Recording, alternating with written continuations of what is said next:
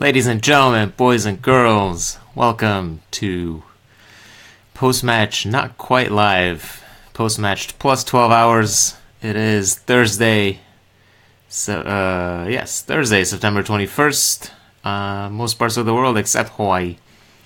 We're here to talk a little bit about Chelsea's League Cup victory over Nottingham Forest last night, 5-1 at Stamford Bridge. I'm guessing this might not go the full hour as usual, since it is just the League Cup, and not everybody cares about the League Cup. Fortunately, we cared enough to field a pretty strong lineup. So we'll review the game and look forward to the weekend when we get back into Premier League action. So, Chelsea were one of the last teams to play. First comment goes to Musonda, and as rightly it should. Good old Charlie Musonda. So Chelsea were one of the final teams to play. Most of the teams played on Tuesday. The only real upset, very much of the whole round, was Liverpool losing to Leicester City. That's if you consider that an upset. Not everybody does, considering that Liverpool are incapable of defending these days. So they lost 2-0 to Leicester City. Everybody else won, including Chelsea, 5-1. Manchester United beat Burton Albion 4-1. City beat West Brom 2-1. Arsenal beat Doncaster. Everton won. Spurs won. Swansea City won. Etc., etc. But what we really care about is that Chelsea won 5-1. And that rhymes, which is nice. Although the one goal conceded was not so nice. That was everybody waiting for the final whistle, and somehow we managed to mess that up there at the end and give him the consolation goal with literally the final kick of the ball. I am doing just fine. Thank you for the question, Vinay. It is late here as always on these sort of videos, but that's the way it is. So, we were promised plenty of rotation and plenty of youth. Later, I think we weren't really calling it Academy Day beforehand, but we were certainly calling it Academy Day afterwards. It's a bit of a callback to old Jose Mourinho's Academy Day, which was essentially consisted of 45 minutes of Ruben Loftus-Cheek before he was substituted at halftime. This time we had a true Academy Day, as true as it can get these days at the top level of top flight football, I guess. Conte changed all but two players from the weekend. The only two to retain their places were Gary Cahill in defense and Cesc Fabregas in midfield. In came Willy Caballero for his first ever Chelsea appearance in goal. He is not doesn't count as Academy Day. He's like 34 going on 74, but it's good to see. Good to see the backup goalkeeper get his first real action of the season. The back three of Cahill, who's captain as always, or as these days, Andreas Christensen in the middle, which he will role which he presumably will play quite often in the next week or so with David Luiz suspended, and Antonio Rudiger on the right side. There were some suggestions that maybe we would drop Cahill and play Jake Clark-Salter from the beginning, but that was probably a little bit ambitious. So Cahill, Christensen, Rudiger, which certainly is a back line that should be good enough to deal with anything that a championship side can produce. And as it turned out, they pretty much were. Outside of maybe the first 10 minutes, Forest didn't really pose much of a threat. That's not to say that they completely gave up. They gave it a good go, I thought. But there was a pretty distinct gulf in quality. And certainly, from what I understand, Forest weren't playing their first choice lineup either. So it was a bit of a backup versus backup, as it sometimes tends to be in the League Cup.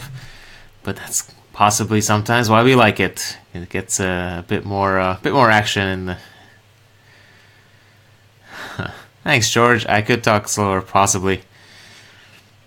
but this is the way it goes. So midfield, we had rotation on the wings with Kennedy coming in for Marcos Alonso for his first appearance of the season, and Zappacosta playing the right side instead of Moses.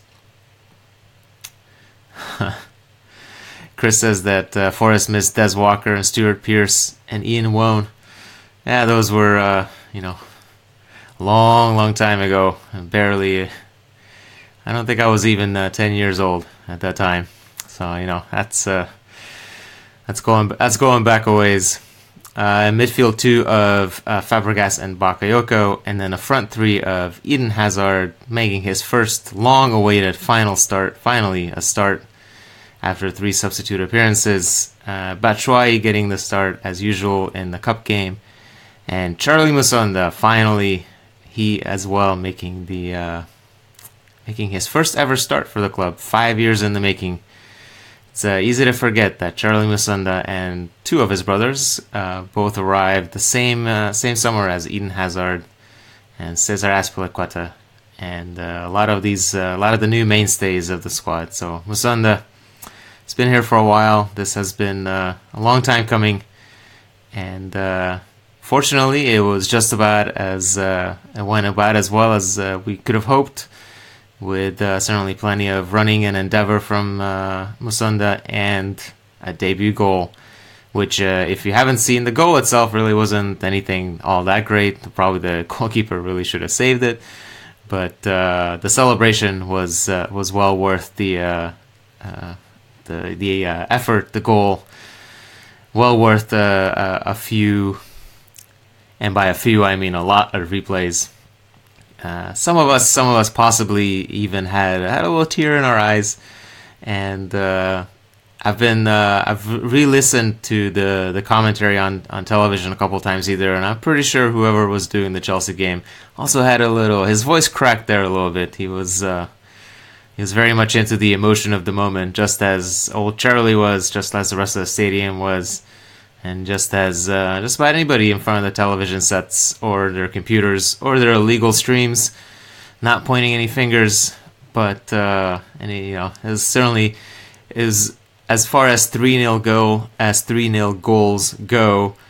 It's in a League Cup, third round game. It was probably one of the best, if not the best, in terms of emotion and significance.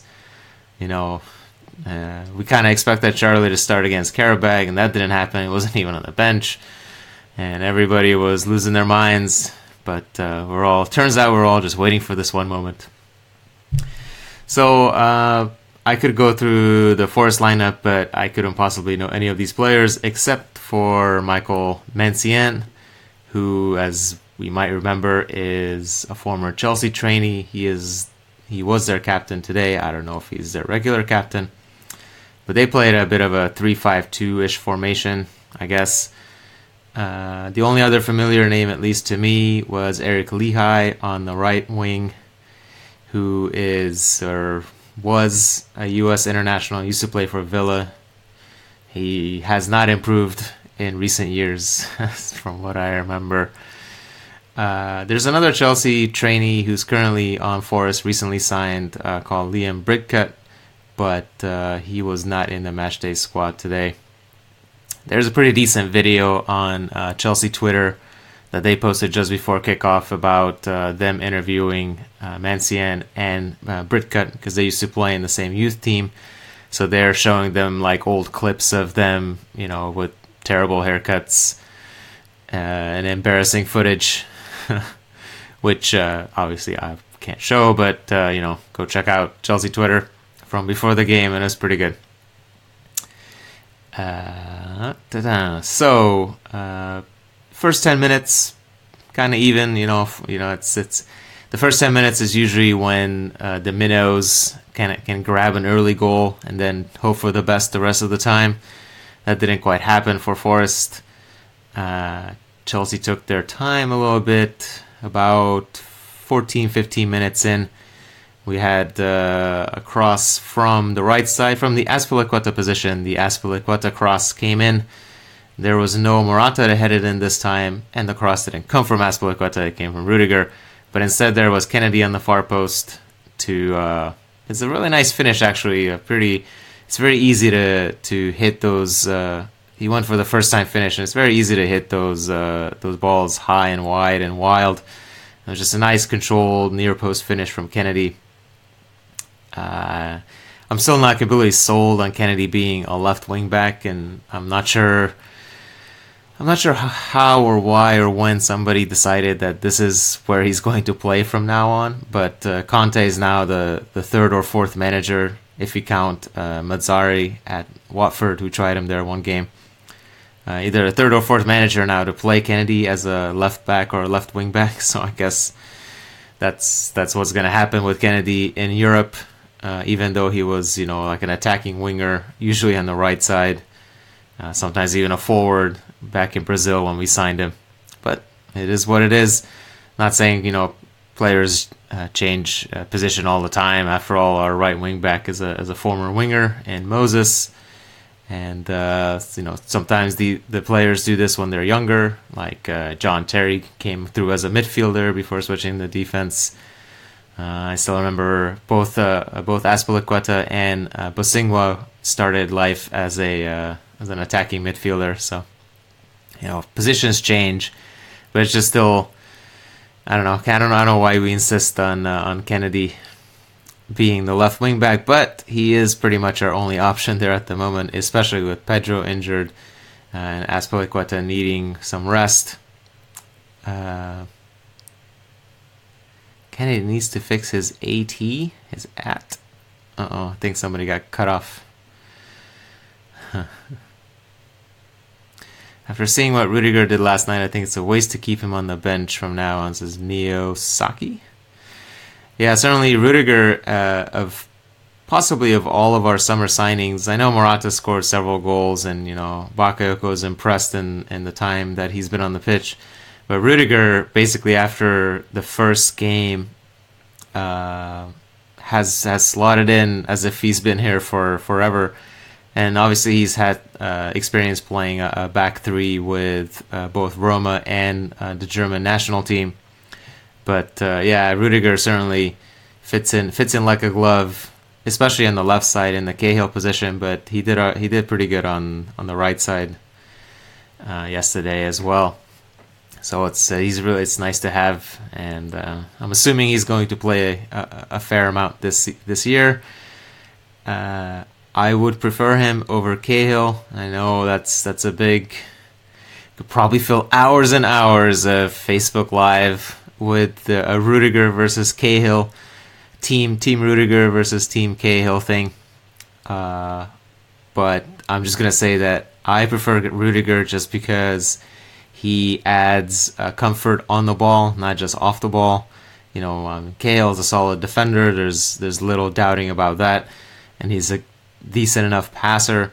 But you don't have to look very hard to find Cahill lowlights out there, and it just happens a little too often. The discomfort, the obvious discomfort on the ball, and other teams know this as well, so they can shift their midfield and shift their pressing to attack this weakness, so to speak. And it's not like Rudiger's left-footed either, but he just seems a lot more comfortable on the ball. And our build-up through the left side with Rudiger and Alonso is a lot better than Cahill, Alonso, and all we have to do is look at the Arsenal match where Arsenal quite clearly were targeting that side. We had some success on the right, and we had absolutely no success building on the left.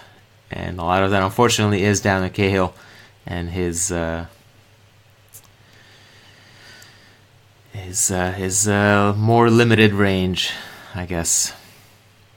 Vinay says, not right to abuse or criticize Cahill so badly. I was shocked to see so much hate on social media. Welcome to social media, I guess. It depends on, another Facebook Live we could fill hours and hours with is people make distinctions between, say, supporters and fans. the term supporter implies you support the team, which implies that it's only positive emotion, basically. And there are certainly fans out there who maybe not always, but certainly would support in a way that it's always positive. It's if you make a mistake, then it's you'll get it next time, buddy. Don't worry about it. And then it's very easy to be a fan in a way where you just get angry or you slag off people, and they're both valid as far as I'm concerned. And yeah, I don't know. I should say there's clearly way too much hate on social media, and not just for Cahill, just not just for sports. And it's unfortunately, I think it's just what happens. And I don't really have a magic fix for it other than ignoring it, I guess. I don't know. I know there are a lot of people out there who really get upset by the hate on social media, and I don't know. The easiest way is just literally just to ignore it. It is what it is. Unfortunately, I don't think you're going to change any of those people's opinions. If people have all these hot takes on whatever they want, and this is certainly the way sports coverage is going nowadays. If you watch ESPN here in the States, or even Sky has this debate nonsense now where it's literally just, who can shout the loudest and who has the strongest opinions, and there you go. That's your sports coverage these days. That's why we're here with super mild takes for, it is just sports. The most important thing of the less important things in the world. Anyway, so that's on Cahill and Rudiger. I would expect both of them to play a fair amount, but it will certainly be interesting to see who gets the third spot on the weekend. Now, presumably against Stoke and again in the big games, while David Luiz is suspended, we're going to roll with Christensen in the middle, Azpilicueta on the right, and then either Cahill or Rudiger on the left. And I'm sure we'll get to talk a lot about which one goes where. Okay, so Kennedy opens the scoring in the 14th minute. Didn't have to wait for too long to get the second goal, and that was Batshuayi's first. It was a bit of a broken play that got us there, and actually the part I liked about that play the most was Fabregas's ridiculous sliding challenge at the top of the opposition box, which is like, what are you doing, man? But it won the ball back. It got the ball to Hazard, who took his time, chipped it over the defender's leg. It got a little deflection, which apparently discounts the Hazard pass, so he doesn't get the assist in the official books, but he gets the assist in my book. And Batshuayi turns his defender and rifles it home. No issues there. So 19 minutes in, 2-0, and at that point it was just about over. Good to see a good effort from Cesc there. These are certainly games where he and the rest of Chelsea can dominate without too much effort. And one thing was kind of interesting with Cesc, he's basically started every game this season except for the one game that he was suspended for, which was the second game, right? Because he got sent off against Burnley, but he got sent off for 2 yellows. So he missed the second game of the season, but other than that, he started every single game. And he was the first substitute off in this game, which almost leads me to believe that he's going to continue that trend against Stoke. Now, I was going to look up how we played against Stoke before, because if that game was at home, I would assume that Fabregas would play, because we could assume that Stoke would sit in, and we would need Fabregas's passing to break him down. But this is away. Do we need the strength and steel of Bakayoko in midfield, or do we need the inventive passing of Fabregas in the middle? Just based on the fact that Fabregas only played 55 minutes on Wednesday and Bakayoko played the full 90, kind of leads me to believe that Fabregas is going to continue starting, which is highly surprising in a way, because last season he was at best a rotational player and missed most of the first half of the season with injury, and then not preferred by Conte. So it's interesting evolution there for Fabregas.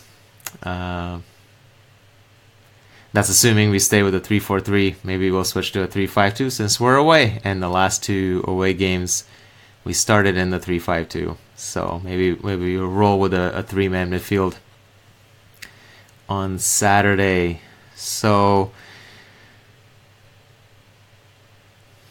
yeah, Bakayoko, Conte, and Fabregas should all play together, since Neo should give the freedom to him to create chances without having to help the defense a lot. Yes, and I think that certainly is an option. We've seen 2 variations of that now, with Conte and Bakayoko playing side by side, and then Fabregas playing either in front of them or behind them in a sort of a deep-lying Pirlo-esque role.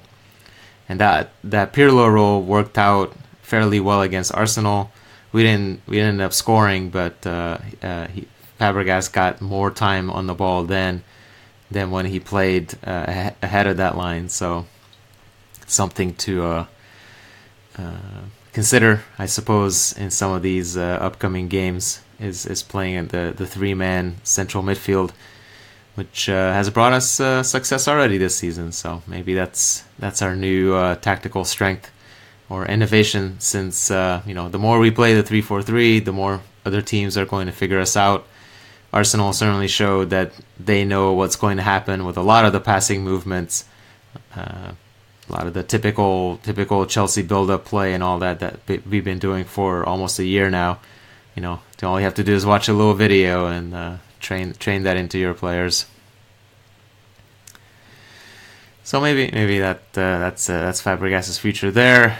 So after Batshuayi's first goal, made it 2-0. We had the big Charlie Musonda moment in the 40th minute. That was halftime at 3-0. Only took about 8 minutes to get to 4-0 in the second half. Batshuayi scoring again.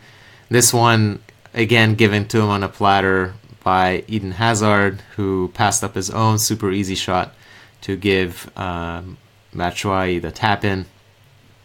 Maybe it's a bit of a Captain Belgium thing there from Eden, although he's been accused many times of not being selfish enough to score enough goals.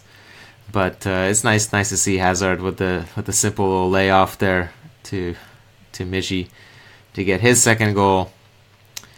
Then the changes started. So we had Ethan Ampadu, I think that's how you say his name, Ampadu.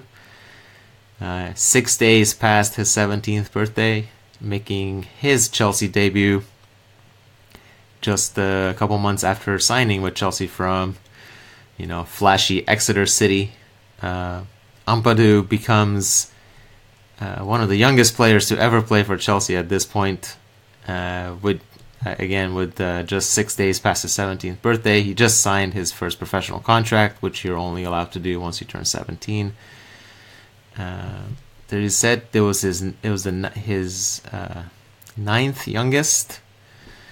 Now it's either, I've seen it written both as the 9th youngest to play or the 9th youngest to be included in the matchday squad.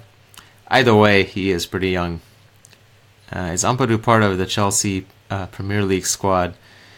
He basically is, because he's young enough. You can register any amount of players under 21. They don't count for the 25-man limit. So it's any young player is essentially registered and can play at any time.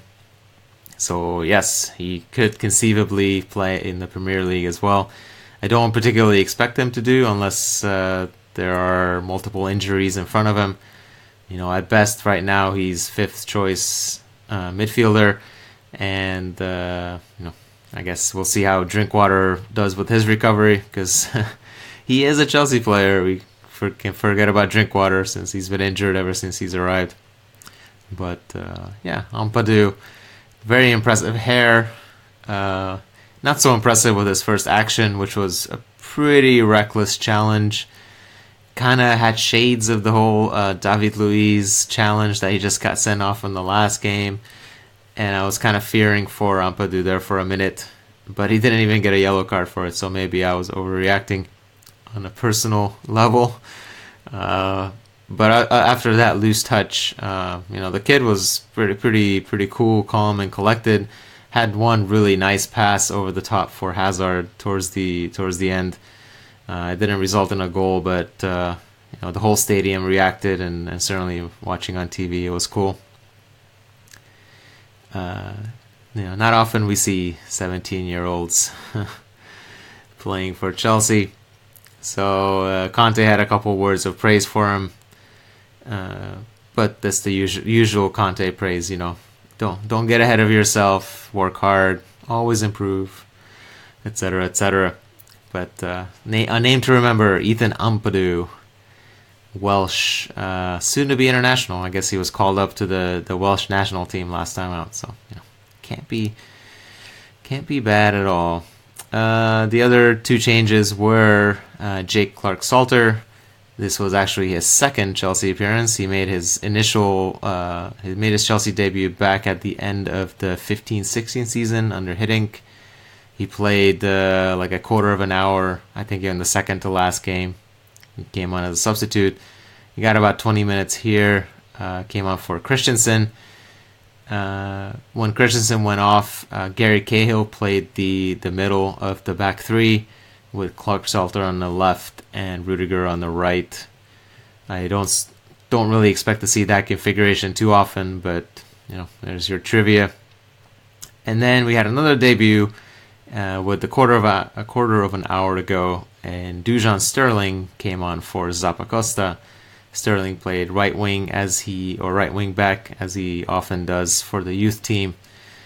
And Sterling is another name to keep in mind because he's had a couple impressive years in the youth team, certainly outgrown that level. So I think there were many people who expected him to go on loan even this year, which he didn't. But instead, he gets to make his Chelsea debut, which is not a bad consolation prize, at least for now. The four players who did not get to play were Eduardo, making it a rare appearance on the bench as the backup to the backup goalkeeper, and Willian, Moses, and Morata were the three veterans on the bench, ready to swing into action if for some reason we were going to mess it up against Forest, but we weren't. And after all the changes were made, there was time for one more goal, and that was Batshuayi again. This one he knew not much about at all. Kennedy did all the hard work. A really nice shot off the crossbar that rebounded right into Batshuayi's stomach and into the back of the goal. But all goals count, right? So Batshuayi gets his hat trick with left foot, right foot, stomach. That's a perfect hat trick for you right there. I don't think we will be missing Luis that much, says Dada. Rudiger is there as a good backup. Yeah, the only problem there is that Rudiger isn't playing the position, the David Luiz position. As far as we can tell, it's a direct. The direct swap is David Luiz for Christensen. Rudiger is more the left-right, more stopper, more aggressive defender, and the central position is more the covering sweeper, almost like a sweeper position. And that's theoretically Cahill would be pretty well suited for that too, but Cahill tends to play better when he's told to be more aggressive. I think it's Cahill's nature to be slightly less aggressive, so that's why playing him on the left, for example, tends to give better results than playing him in the center. For example, last season when we tried to give both Terry and Cahill minutes, the immediate idea was to put Terry on the left, put Cahill in the middle, and then whoever on the right, like Zuma, I think it was. And that that really didn't work out too well.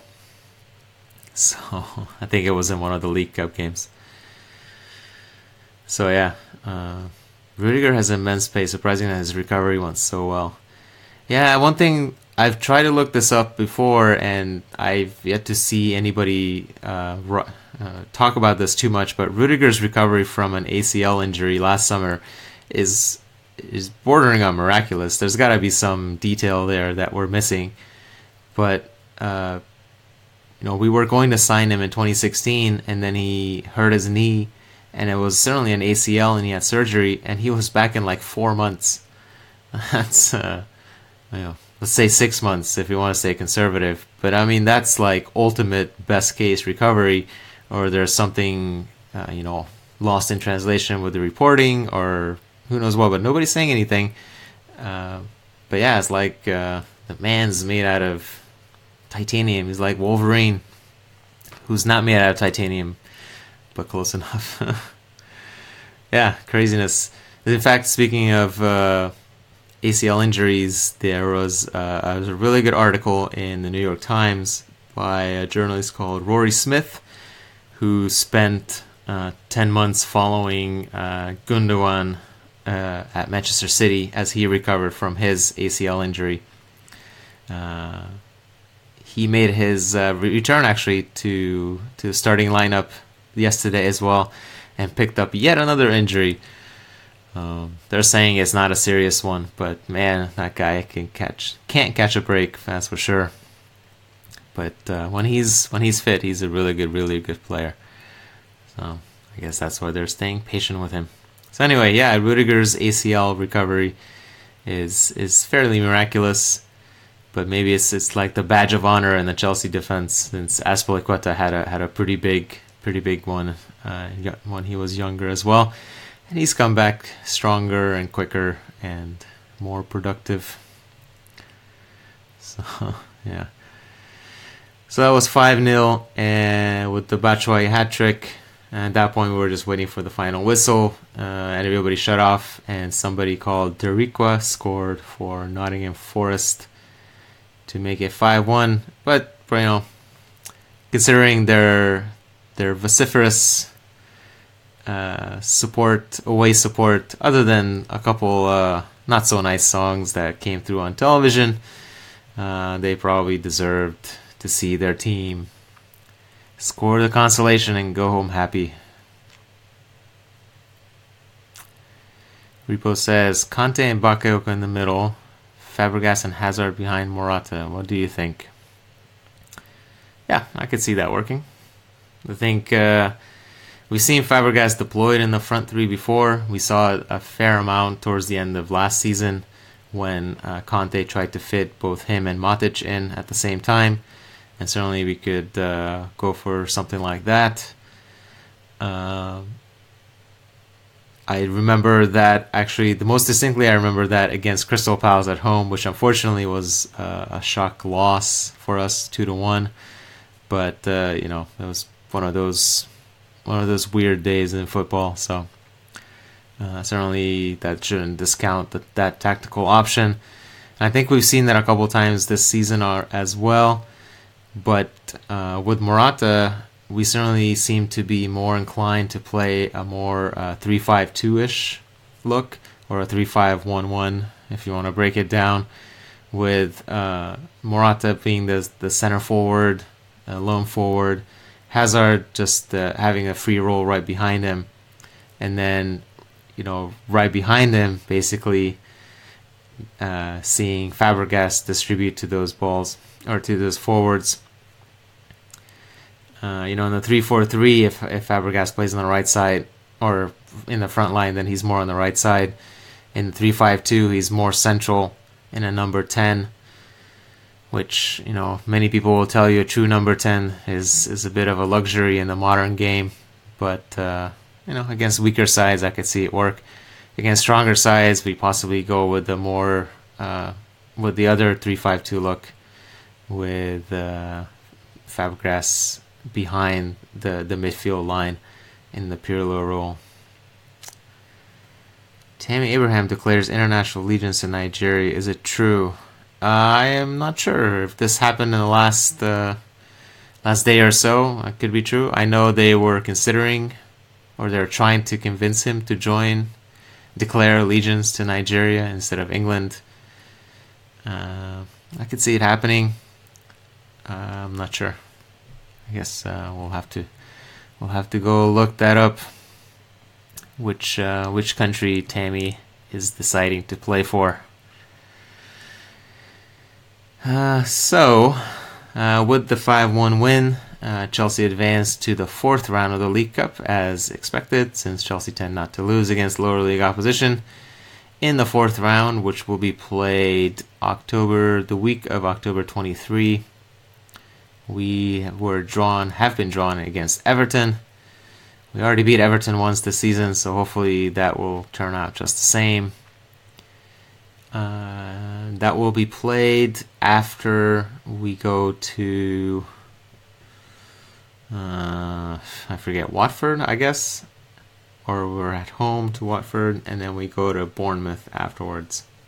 So not the worst schedule for this League Cup. And Conte hinted in his post-match press conference that he will continue to give youth a chance. So hopefully we'll see more Musonda and possibly more Ampadu, more Kennedy, and so on and so forth. More Batshuayi hat tricks. Why is Sky Sport not showing the EFL Cup? I'm not sure. I'm not sure which games were picked this round.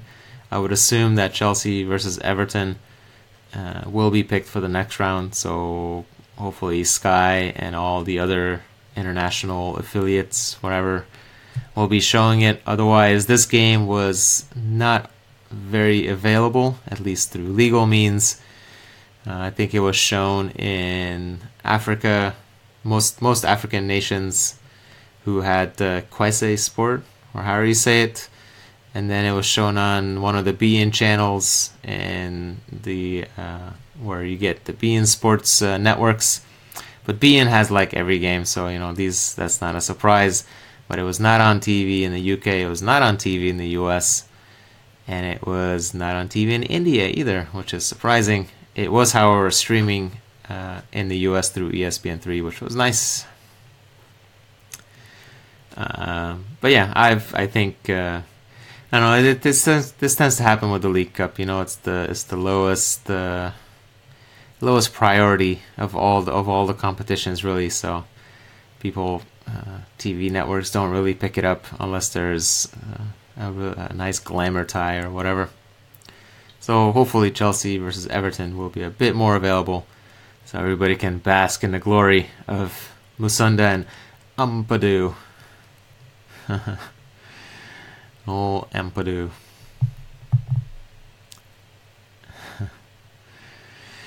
Alright, so next up for Chelsea, not much time to lose here. We play on Saturday this time, not on Sunday. So only 2 full days between games, and we even have to travel. We're going to Stoke City Saturday. It's the 3 p.m. kickoff, so no special dispensation. But fortunately, we rotated, so it's probably all right. Stoke have not lost at home this season in 3 games, and they have not won away from home in 3 games. So it's very Stokean right there. They beat Arsenal 1-0 on opening day. Then they beat Rochdale in the League Cup in the second round. And they also drew with Manchester United 2-2 earlier this month. Meanwhile, away from home, they couldn't beat West Brom. They lost to Newcastle, and they lost to Bristol City on Tuesday in the League Cup. So, which Stoke City will we get to face is the question. I don't think Stoke are really the Stoke of Tony Pulis and all that. It's they're more less Stokean these days, but they still have Shawcross and all those guys. So fortunately, no more Charlie Adam, I don't think.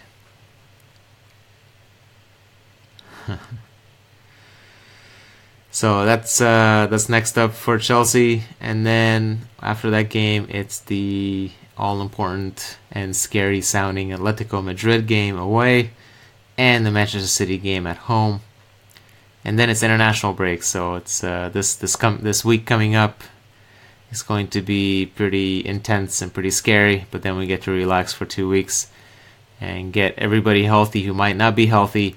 Drinkwater.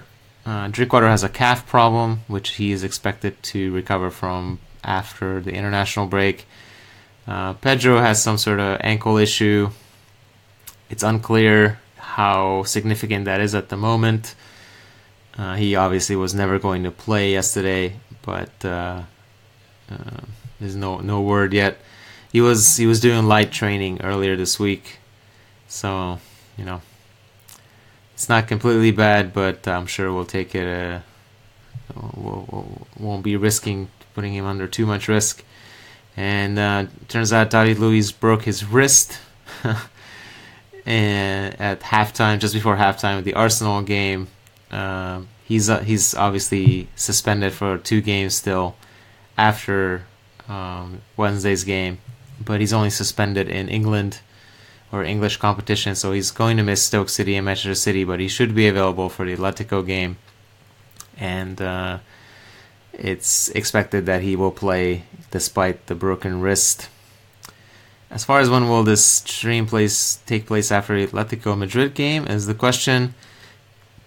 I have not decided yet. It's going to depend on my schedule, unfortunately. I'm going to aim for having it right after, since everybody will be watching it. But if not, then we'll around this time. But we're gonna try to do it right after.